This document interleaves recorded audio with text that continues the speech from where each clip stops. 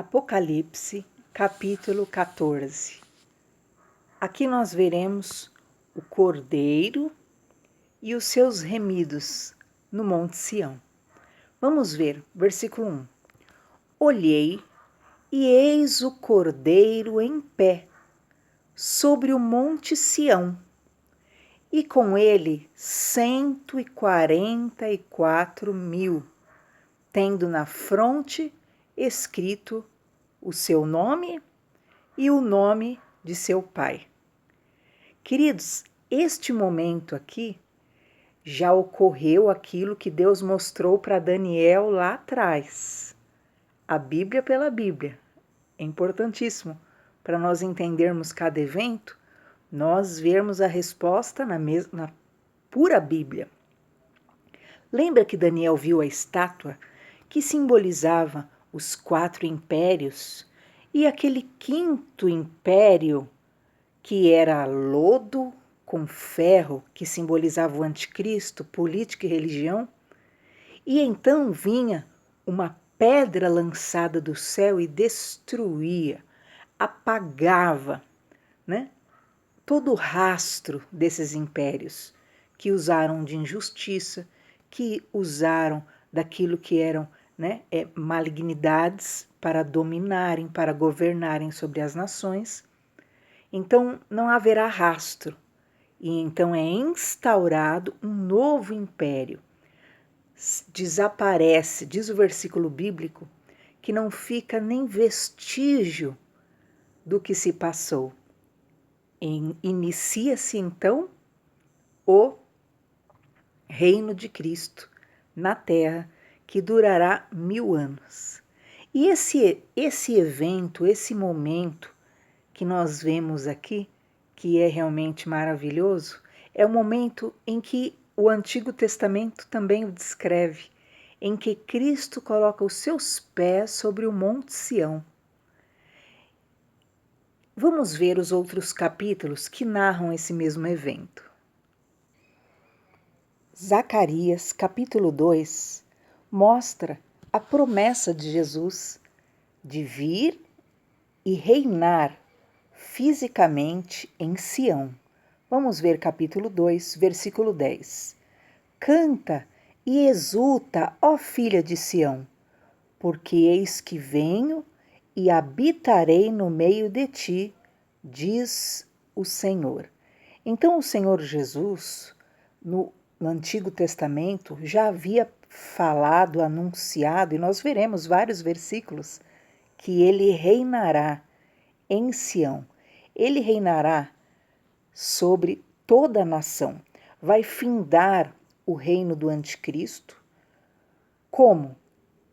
Lembre lá da visão de Daniel, A estátua que simboliza cada império, babilônico, grego, romano, medo-persa, o império do anticristo, que é o ferro com lodo, é destruído pela pedra que vem do alto, Cristo, a pedra angular.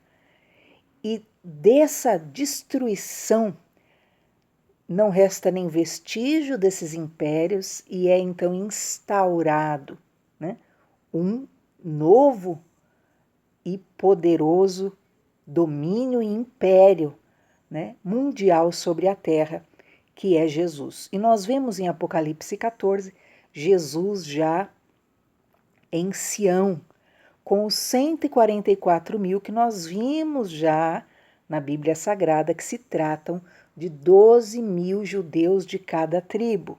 E nós veremos mais promessas sobre esse dia. Versículo 11 do capítulo 2 de Zacarias.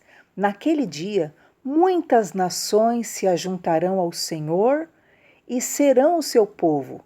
Habitarei no meio de ti, Sião, e saberás que o Senhor dos Exércitos é quem me enviou a ti. Aleluia! Por quê que está dizendo? Saberás, Sião, que é o Senhor dos Exércitos que me enviou a ti. Lembra que os judeus, por um período de tempo, até acreditarão que o anticristo é o Messias? Pois é, mas quando o anticristo quiser ser adorado, eles o repudiarão. quando pedem para fazer uma imagem do anticristo e se curvar a ela, mais ainda, né?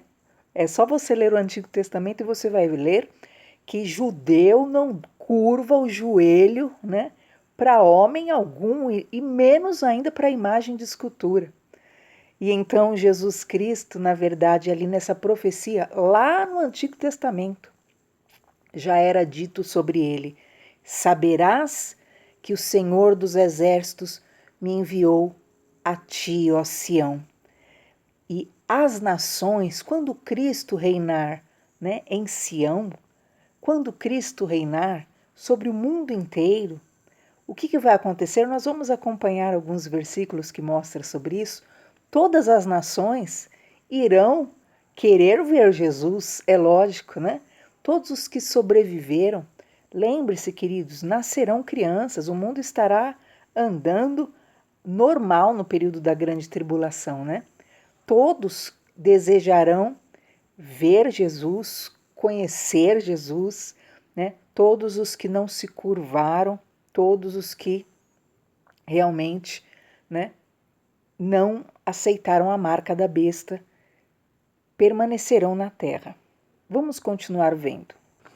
Então, diz o versículo 12 de Zacarias 2, o Senhor herdará a Judá como sua porção na terra santa, e de novo escolherá Jerusalém. Cale-se toda a carne diante do Senhor, porque ele se levantou da sua santa morada. Então aqui Zacarias tem essa visão sobre o Senhor herdando Jerusalém, o Senhor escolhendo Jerusalém para reinar dali sobre os povos. Zacarias capítulo 9, versículo 14 também fala desse momento. O Senhor será visto sobre os filhos de Sião, e as suas flechas sairão como relâmpago. O Senhor Deus fará soar a trombeta e irá com os redemoinhos do sul. Por que, queridos, Jesus vai voltar? Por que quando Jesus voltar, nós veremos outros versículos, na verdade, ele virá para cobrir a Israel, porque Israel não aceitará a imagem da besta. Ele não aceitará o anticristo. E então o anticristo, que já terá, né, como nós vimos, né, por 3 anos e meio pisado, profanado Jerusalém, né, permitido aquilo que era, né, a entrada de todo tipo mesmo, né, de pessoas ali no meio para profanarem, ele, porque os judeus não aceitam, ele intentará invadir Jerusalém para matar mesmo, para exterminar, porque Jerusalém, queridos, é a maior marca, né, de Jesus Cristo na Terra. É a maior marca dos princípios divinos. E ele quer apagar Israel da face da terra, assim como eles não têm apagado, né? Incendiado igrejas memoráveis, igrejas lindíssimas que eram antigas, né? É isso.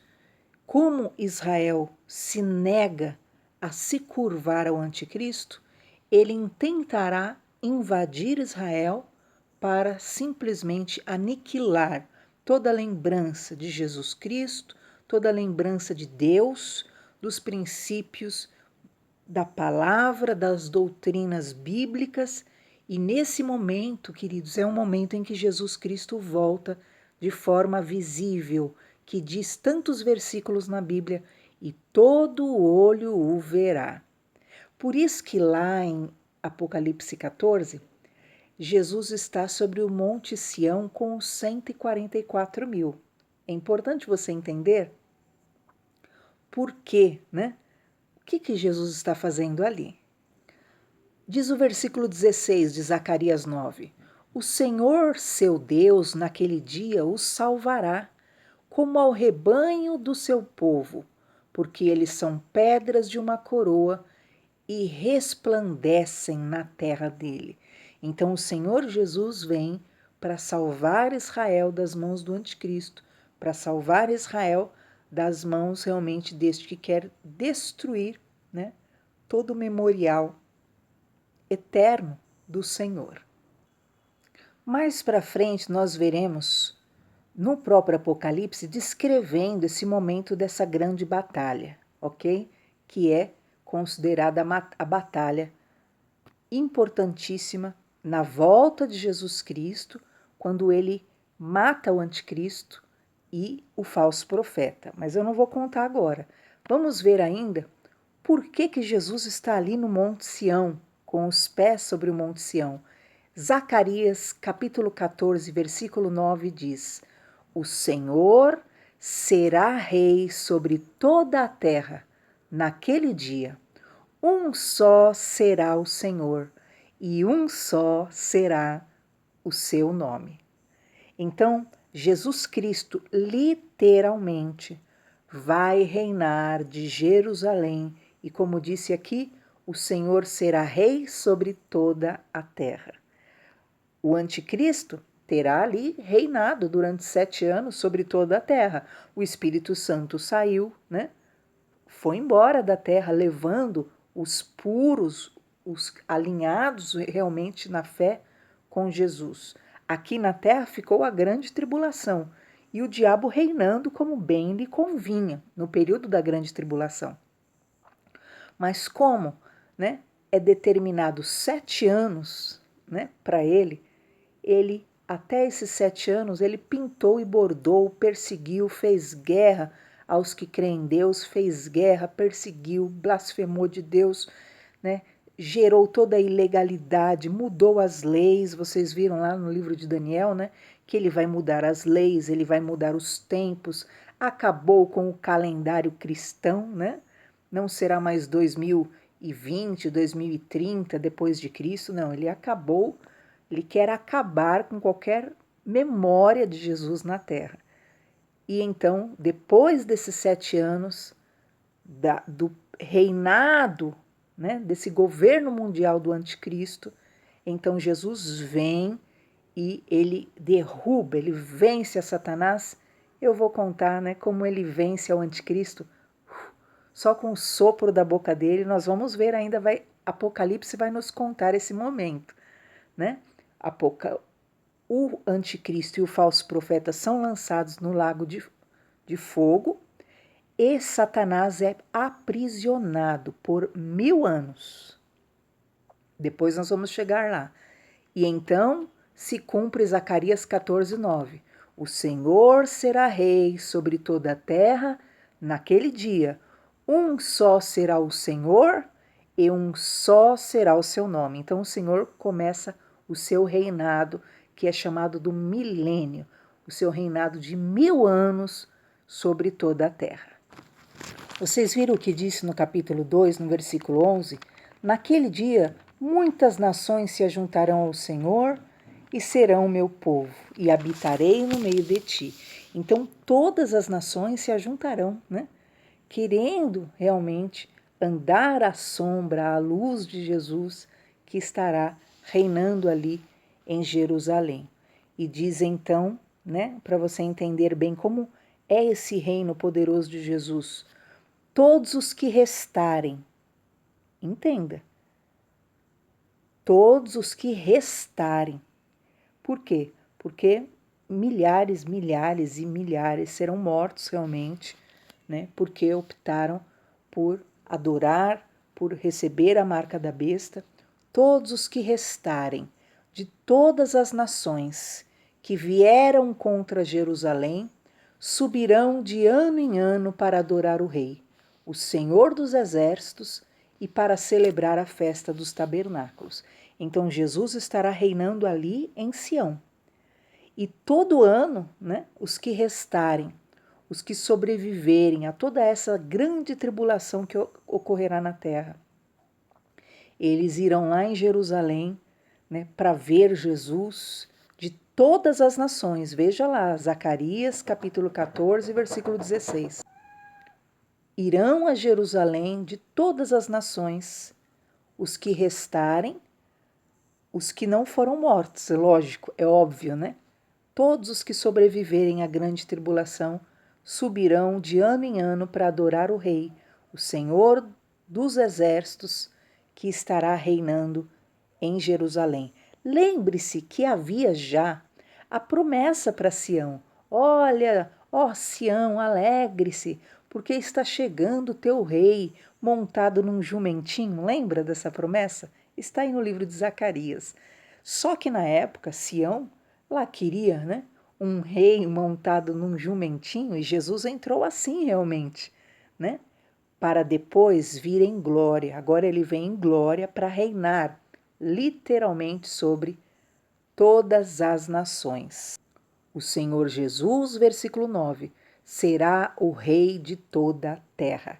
Inicia-se o milênio. E então, por isso que Jesus está, como viu João, em pé sobre o Monte Sião, porque ele está ali realmente já reinando, e com ele os 144 mil. Lembre-se que os 144 mil, né, como diz aqui, tendo na fronte escrito o seu nome e o nome do seu pai, né? Então, vem escrito assim, o nome do Senhor Jesus e o nome do Pai eterno, né, que é Jeová, né, o nosso Senhor Deus Todo-Poderoso. Esses 144 mil estão agora ali junto com Jesus, que está reinando literalmente, queridos, é fisicamente, amém? Tanto que todas as nações irão lá. Só você não aceitar a marca da besta se você estiver na terra e sobreviver, que você também vai lá todo ano ver Jesus face a face, porque ele estará reinando literalmente e receberá as nações. Ouvi, João dizendo, versículo 2, uma voz do céu como voz de muitas águas, como voz de grande trovão. Também a voz que ouvi era como de arpistas, quando tangem a sua harpa. Entoava um novo cântico diante do trono, diante dos 4 seres viventes e dos anciãos. E ninguém pôde aprender o cântico senão os 144 mil que foram comprados da terra. Então agora João vê Jesus no Monte Sião, porque é ali que ele vai reinar sobre a terra, dali ele já tomou o trono, e ele vê os 144 mil. Quem são? Que são os judeus que não se curvaram ante Cristo e se mantiveram na fé no Senhor Jesus e acreditaram no Senhor Jesus, não aceitaram o anticristo.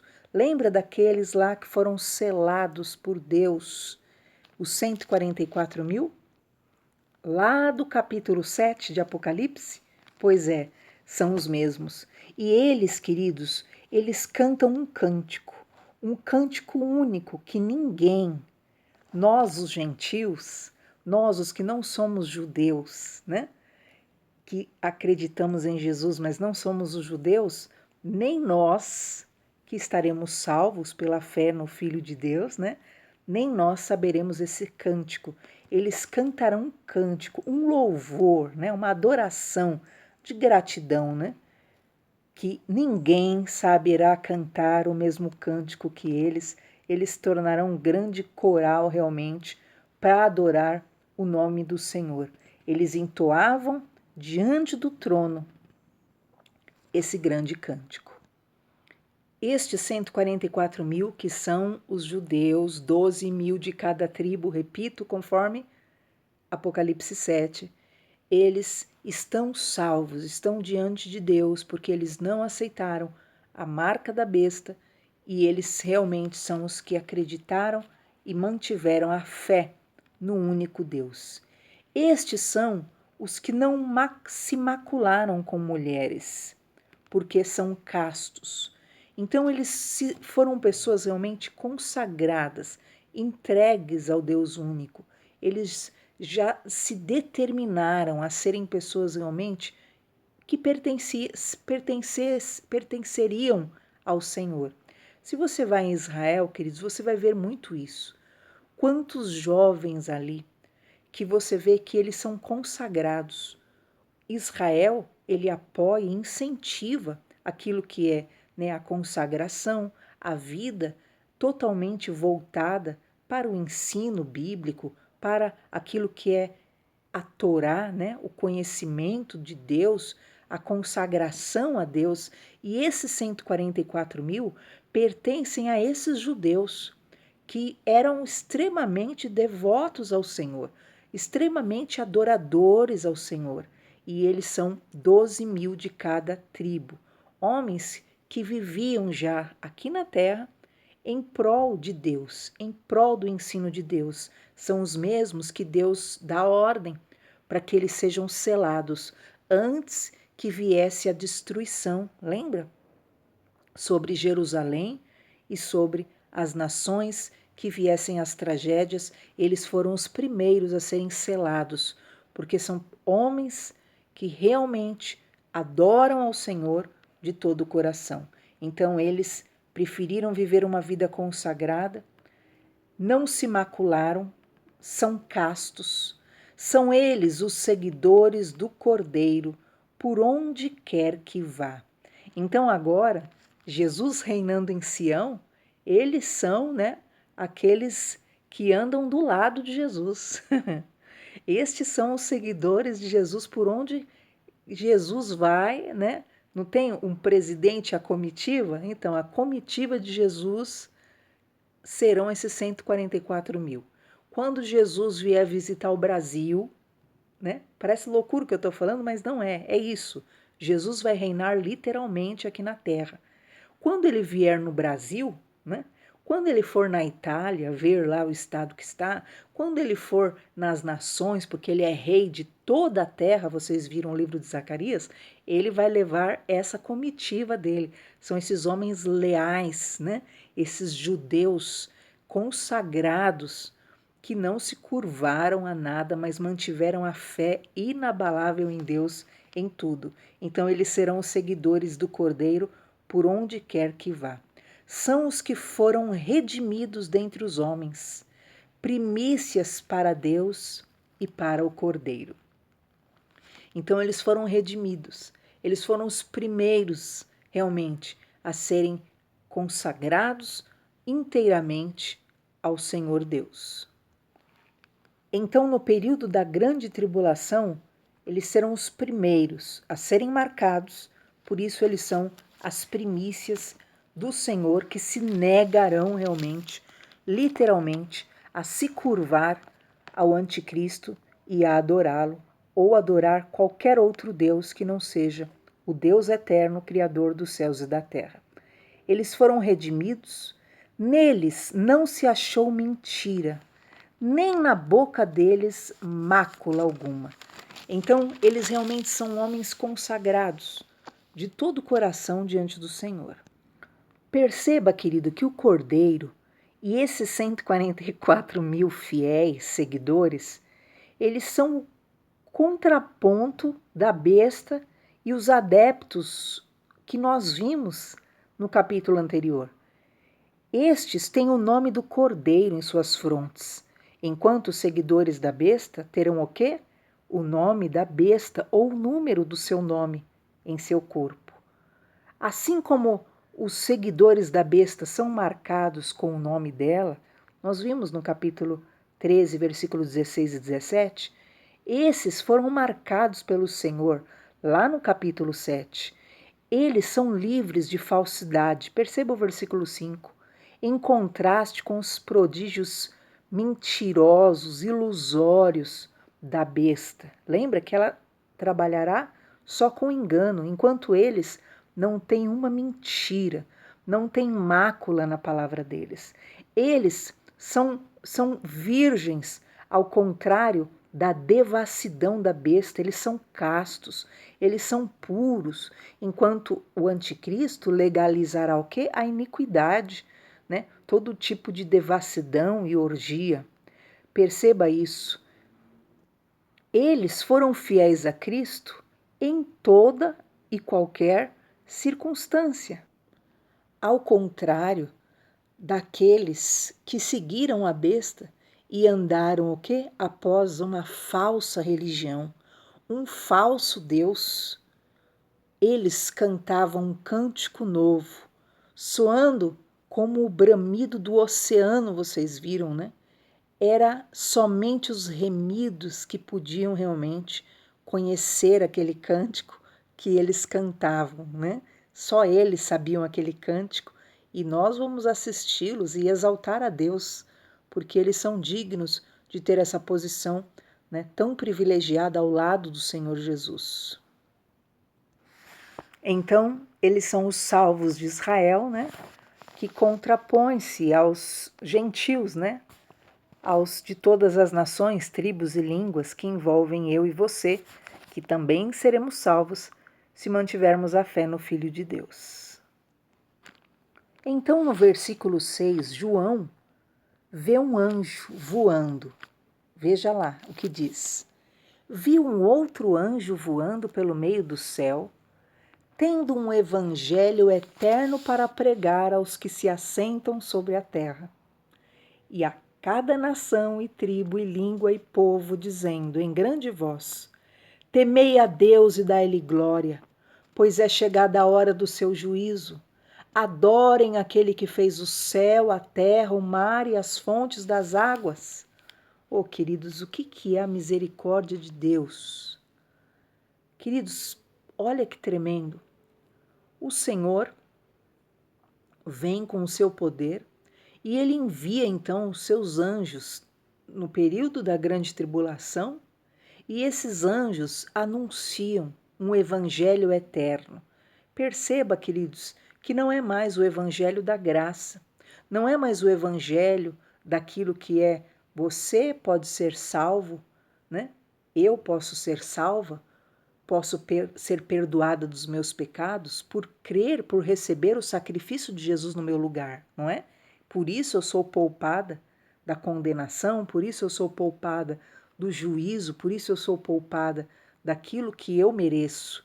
Mas agora o tempo da graça já se acabou. Lembra das 10 virgens? 5 ficaram e 5 subiram, e as outras 5 batiam na porta para que a porta se abrisse, mas já era tarde, a porta já havia se fechado. Lembra de Noé, e Jesus falou que o mundo estaria como nos dias de Noé, né? Que se casavam, se davam em casamento, zombavam de Noé, mas quando fechou a porta da arca, acabou? Então, quando Jesus vier e houver o arrebatamento invisível da igreja, o que vai acontecer? Acabou o tempo da graça, o tempo de ser salvo por misericórdia divina, né? O tempo de ter os seus pecados perdoados e ser digno do céu pela compaixão eterna, acabou, né? Então começa-se o quê? Vem esse anjo voando sobre o céu, pelo meio do céu, e olha só que tremendo. E ele anunciará um evangelho eterno. Imagine, o povo todo está se curvando ao anticristo. O povo todo acreditou na imagem da besta. O povo todo está ali, né, sendo manipulado, sendo ludibriado, enganado, né, seguindo após, né, o seu próprio anseio, o seu próprio desejo. Então, esse anjo que o Senhor ainda envia sobre a terra, pregando: adorem ao Deus dos céus. Olha o que ele dizia em grande voz: temam a Deus, deem glória a Deus, pois é chegada a hora do juízo. Adorem o Deus que fez o céu, a terra, o mar e as fontes das águas, querendo dizer, não adorem a besta, não adorem o anticristo, não adorem a Satanás. Creiam em Deus, temam a Deus, ao Deus dos céus. O anticristo estará incentivando, blasfemando, incentivando as pessoas a abandonarem a fé. Lembra lá no livro de Daniel que ele não teme ao Deus dos seus pais, né? Ele não tem a fé dos seus pais. Ele não tem o temor de Deus em seu coração, mas ele segue a um Deus estranho, que é Satanás. Então, ao mesmo tempo que ele está lá pregando contra o Deus dos céus, Criador eterno, ao mesmo tempo que ele está anunciando e tentando fazer com que as pessoas quebrem a aliança com Deus, abandonem a fé, o Senhor, por misericórdia, estará enviando sobre a terra esses anjos dele, esse emissário dele, né? Para anunciar: temam a Deus, porque o juízo chegará. Temam ao Deus que criou os céus e a terra. Quer dizer, não aceitem outro Deus, não se curvem a outro Deus. Então, no período da grande tribulação e no período também até do milênio, né? Quando Jesus estiver na terra também reinando, este é o evangelho que passa a ser pregado. A boa notícia é essa: temam a Deus, voltem o coração de vocês para o Deus único, porque é Ele que fez os céus e a terra, porque só Ele é Deus. Nós vimos lá em Zacarias que diz que o Senhor reinará e só o Senhor será Deus. Então é lógico, né, que as pessoas saberão quem é o verdadeiro Deus, aqueles que restarem, porque lembra, serão tantas tragédias no período da grande tribulação que milhares e milhares serão mortos, e daqui a pouco você vai ver que começará a haver as 7 pragas ainda do Apocalipse. Versículo 8. A segunda voz que João ouve: seguiu-se outro anjo, o segundo, dizendo: caiu a grande Babilônia, que tem dado a beber a todas as nações do vinho da fúria da sua prostituição. Então, neste segundo momento, João ouve outra voz. Primeiro ele ouve a voz deste evangelho eterno que era pregoado sobre o mundo para que as nações e povos adorassem a Deus e não se rendessem ao enganador, ao adversário que é Satanás. Mas agora ele ouve a voz de um anjo que dizia: a grande Babilônia, que tem levado as pessoas o quê? A prostituição, que tem dado às nações o vinho da fúria, caiu. Então a Babilônia simboliza o grande sistema religioso operante. E este grande sistema religioso que levou muitas pessoas a se afastarem do verdadeiro Deus, que levou muitas pessoas, né, oferecendo o vinho da fúria, né? Então eles da fúria de Deus, porque na verdade eles afastavam a pessoa daquilo que é a adoração ao único Deus, para fazer essas pessoas se prostituírem em busca de favores, em busca de bênçãos. Elas se rendiam a outras invocações, se rendiam a outros ídolos, se rendiam a outras venerações, se rendiam a culto a outros deuses e imagens de escultura.